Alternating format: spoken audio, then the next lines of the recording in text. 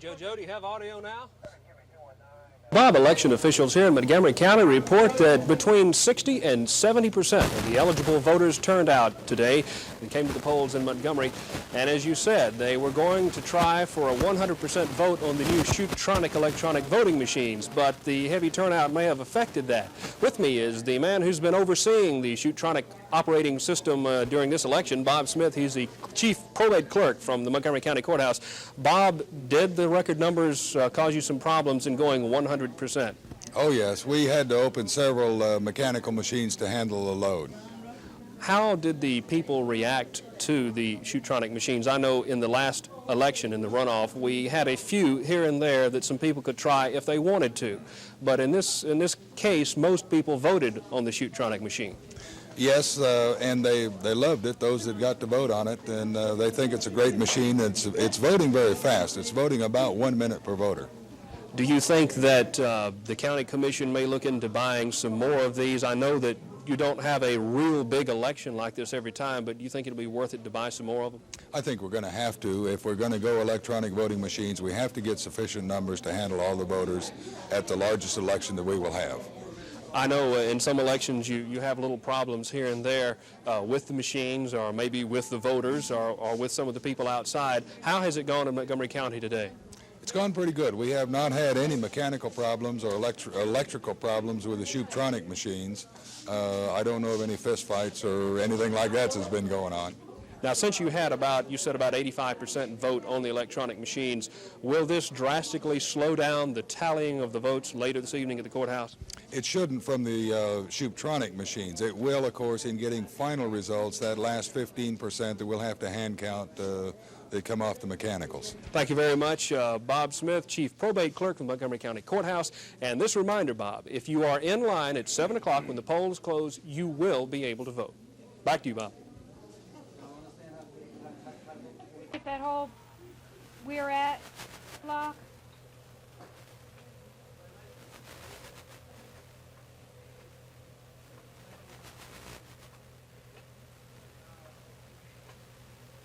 We should be next. Yeah, but we're not going to be. Okay. Did they get it? Okay, Larry looks good. So we're going? We're going? Yep, I guess so. He just said look for it. Yeah, they're in the Larry. Okay, this is Lynn. I'm just standing. Okay, we're standing by. I don't know. Everything he said it was up.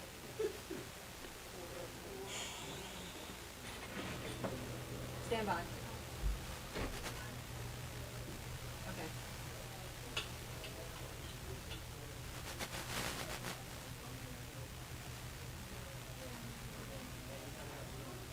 Bob, we have a crew at Larry Lee headquarters, 928 South Hull Street.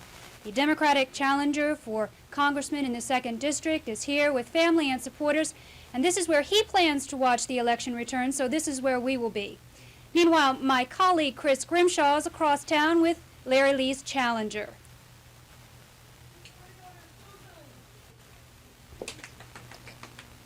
Great. What's Chris going into a long rap for? He's supposed to be 15 seconds. Did it work? Yeah. About whether that concern is warranted or not. Bob? Oh, really?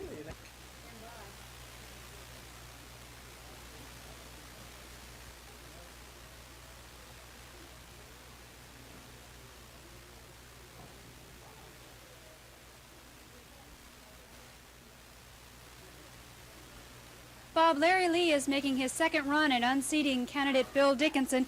2 years ago, Larry Lee only got as far as the primaries, but the Billy Joe Camp experience taught him that Bill Dickinson is vulnerable. We have the candidate with us. Larry, you told me that you expect to win tonight with 51% of the vote. What do you base that on? Just on a lot of hard work, Susan, the fact that we've spent the last 2 years putting together a grassroots effort, that we've taken the time to travel and visit all across this district and listen to the people and put together just what we think is a tremendous effort. We've never been backed by the finances that our opponent has, so we're basing this thought on the fact that we've just got an awful lot of people out there working for us. And you are counting on a very large, if not an increase, in black voter turnout in the 2nd District. Certainly, I think that we're going to see a tremendous black voter turnout. Thank you, Larry. We want to talk to you later tonight. For Mr. Lee's prediction to run true, he must hold on to the traditional Democratic counties, the rural counties like Geneva, Henry, Barber, and Bullock. But the margin of difference for Larry Lee will be in Montgomery and Houston counties. So those are the 2 counties we will keep an eye on here through the night. Bob?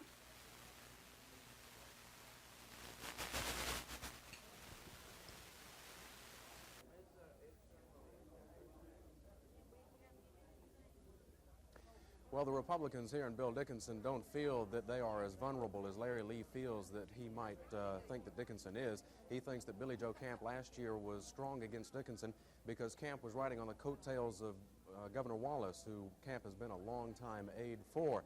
They don't think that will exist this year. In fact, Dickinson exudes a great deal of confidence, saying that he thinks he'll carry at least 7 of the 13 counties and will probably carry as much as 65% of the vote. That confidence, however, is tempered by some of the others who say it won't be nearly that high, maybe only 62%.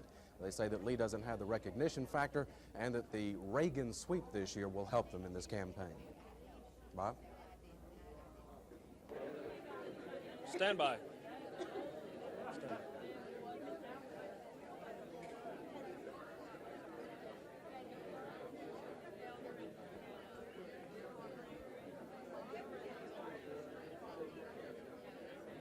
That's right, Bob. On one hand, they're pretty excited about some of the things they're hearing about the Heflin-Smith race, and they're also a little disappointed about some of the nationwide totals that are coming on Mondale-Ferraro. We have with us the 2nd District Coordinator for Mondale-Ferraro, Marcia Folsom. How are the Mondale-Ferraro supporters here taking some of the news from the national scene? Well, I must admit they're quite discouraged right now. We have all worked very, very hard. We feel like that there really aren't a lot of things that we could have done here that we did not do in preparation for this election. We are still, concerned about the nationwide totals. We're also looking at coattail effects in other Senate and House seats. What about the projections? Projections, as far as the projections that have been made early on, we're quite discouraged that the networks feel that it's their duty to go ahead and start reporting outcomes of elections before the polls close. Thank you very much. Marcia Folsom, 2nd District Coordinator for Mondale-Ferraro, and in a few moments, Senator Heflin is supposed to be speaking to the crowd here before he goes to other parts of Alabama. Bob? We're out. Thank you.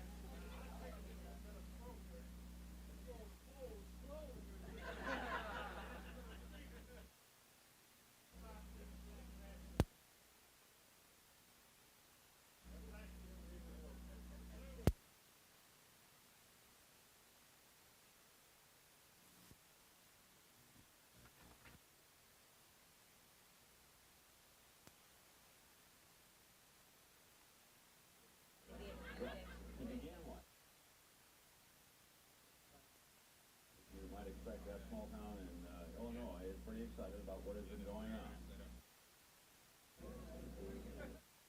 Dixon, Illinois, this is Ronald Reagan.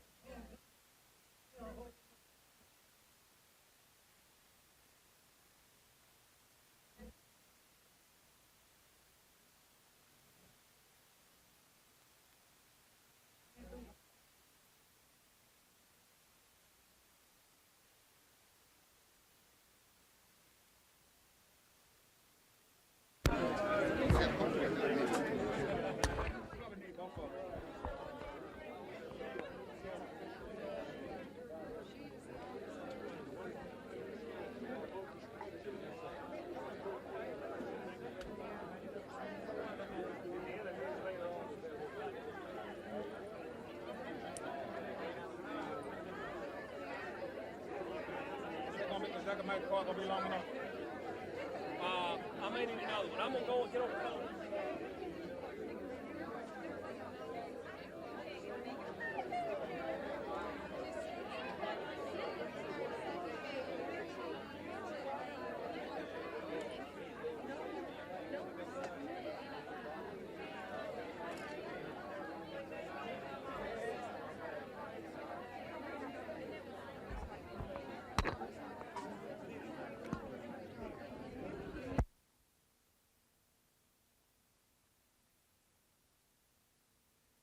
Stand by.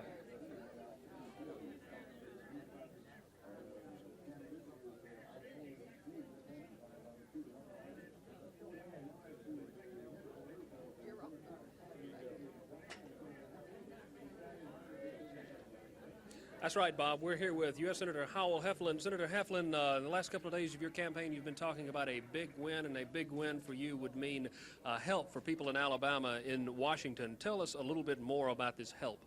Well, the average senator will win about 52, 53%. If I win big from 60 to 70%, then it means I can be more effective for Alabama. The bureaucrats, the staff, my colleagues, everybody in Washington follows these races.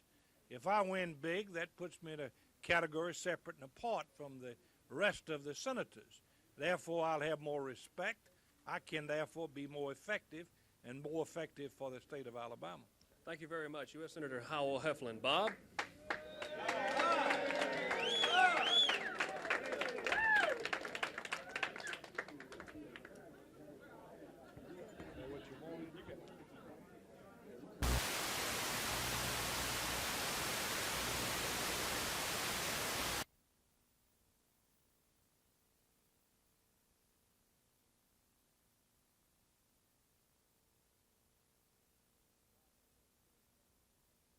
Bob, no great cheers a couple of minutes ago when you announced that Dickinson had been named the winner by the Associated Press in the 2nd Congressional District race. Apparently, a lot of people are not they're basically socializing right now. The congressman is not here, and there have not been much word about the fact that the congressman has been projected the winner.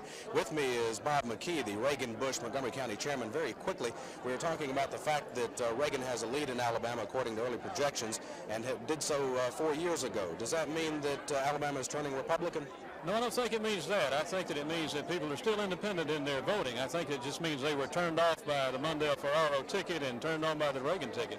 The patriotism, leadership, economy, national defense, all these things, very important. And the morality factor, very important to the people in Alabama. The independent vote pendulum still to the conservative side. I think that's right, and I think that what it does mean, and Alabama is not necessarily a Democratic state any longer, and that conservatives seeking office, especially for the first time, going to look very carefully at the party before they decide to run as a Democrat. Thank you, Bob. Bob? Very good.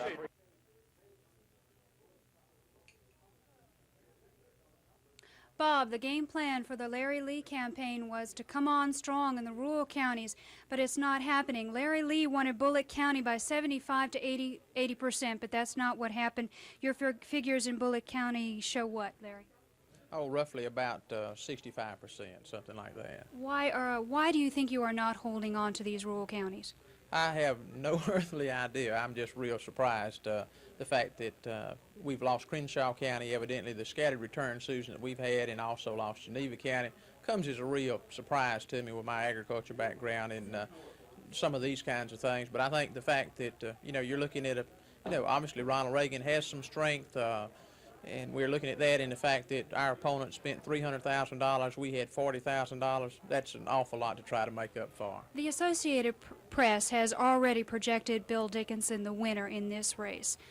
How do you feel about that? Are you conceding the race? No, not at this point in time. We're going to wait just a little while longer and, you know, see how things go along. But I still have to be real pleased with the way we've come an awful long way in 2 years, and so, you know, we're grateful for what we have gotten. Okay, there you have Larry Lee watching that Republican straight ticket voting and a little disappointed with some of the showings in the traditional Democratic rural counties. Bob?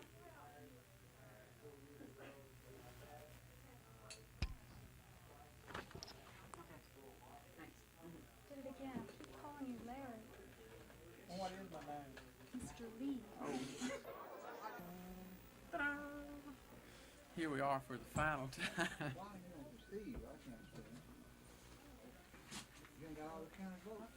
That's exactly right. Okay. Yes, sir. All right. Barry, the media that's here. I feel like we're missing it. Just everybody, we just got two Did you microphones. have two different versions? Yeah. Why? What? Well, he had one for each Oh, I know. That's possibility. what I was going to say. Let's show a little confidence. You have one that said, Got one on the other side too? Yeah. Yeah, but I'm not gonna use it this year. Okay. We used that when we beat Jack Bowles. Just wanted to know what you had printed up on. Okay. Are you doubting my authenticity, Miss Silvernight?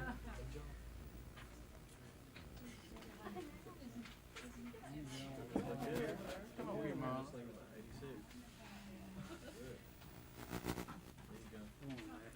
Come on in here. Get in, it's warmer. Sure is warmer than it was. His mother doesn't want to hear about 86 back. When he says 86, I'm gonna pinch him hard. First, let me congratulate Congressman Dickinson on his win. This is the 11th victory in a row for him, and whether it's football or politics, that's quite an accomplishment, and I certainly salute him. I would like to also commend those who've worked so hard for him. Campaigns are 99% hard work and only 1% glamour, and I can appreciate and respect those few who are willing to become so involved in our system, regardless of which party or candidate they support. Naturally, I'm disappointed that our effort fell short. But my disappointment is not so much for myself, it is for those hundreds of people who joined together in our cause, especially my mother and father who are standing here with me tonight. Because it was their work and their support, not mine, that brought us this far. But while I'm disappointed, I'm not dejected. Because the good experiences of my campaign and the lessons I've learned will remain far longer than the brief disappointment of just this night. More than ever before in my life, I understand what it means to be an American. Because I will always be thankful that God granted me life in this greatest of all countries. A country where someone without personal fortune or political fame can still aspire to one of the highest elected offices in this land. During the past 6 months, I've crisscrossed South Alabama time and time again. Day after day, I've visited with the people who are the backbone of this nation. Garment workers in Evergreen, farmers in Headland, teachers in Dothan, small businessmen in Greenville, civil servants in Montgomery. I have felt their love for this country, their care for our families, their concern about tomorrow. I have felt their warmth and sincerity. I have felt their desire to once again have government of the people, by the people, and for the people, not of the special interest, by the special interest, and for the special interest. And for having experienced all this, I am a richer man, because I have been blessed far more than I've been beaten. I wanted to win, terribly, and thousands obviously shared this desire. But even in defeat, we made our statement. We made our contribution. And I'm sure our congressman heard us when we spoke out against waste, when we said do something about the deficit, when we said work for equity in taxation, when we said remember veterans, when we said speak up for education. And I pray that he will remember what he heard. Tomorrow is a new day, but it's not a day to be bitter. Rather, it's a day to be proud. Because together, we've come a long way, and the journey is not yet done. Thank you all, and I love each and every one of you.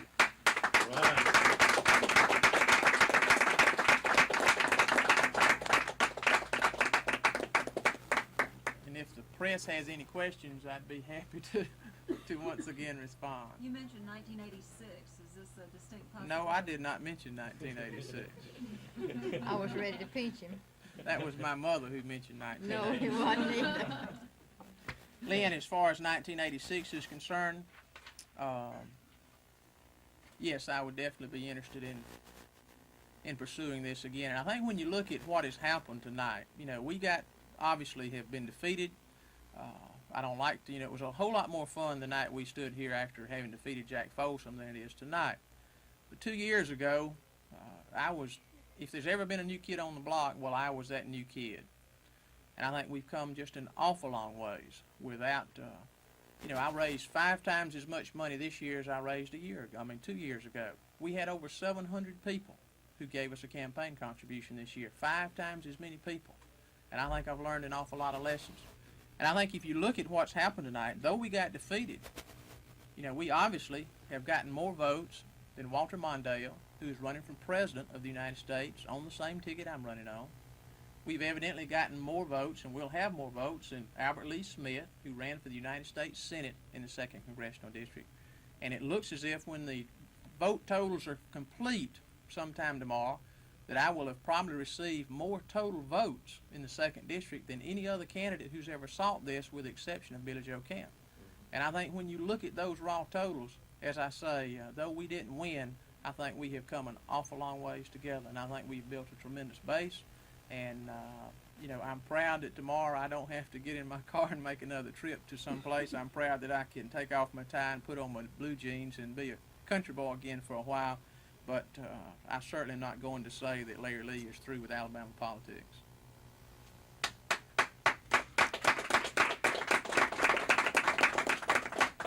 Do you think it was the Reagan vote that jeopardized the candidacy? We knew from the outset, Susan, it was going to be difficult. The reality is that I was running against someone with 20 years of incumbency. I was running against someone who had over $250,000 in special interest money. We were running in a year.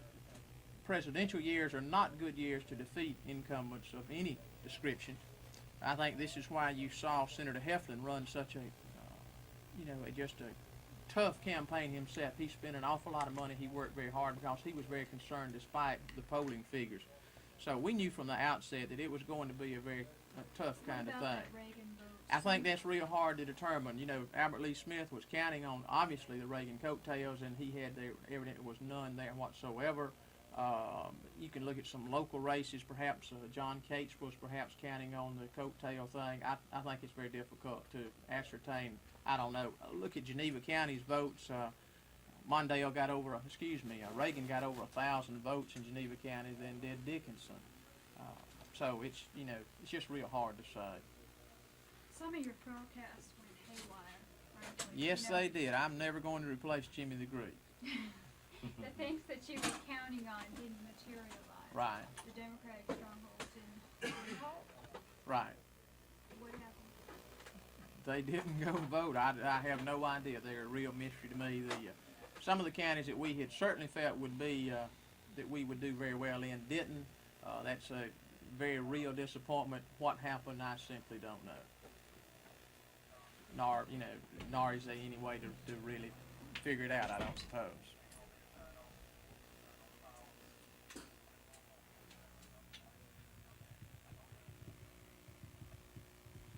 Friday, Saturday, Sunday, Monday, Tuesday, Wednesday, Thursday. Nita is head of the women for the state of Alabama for Reagan, and she's done a great and tremendous job.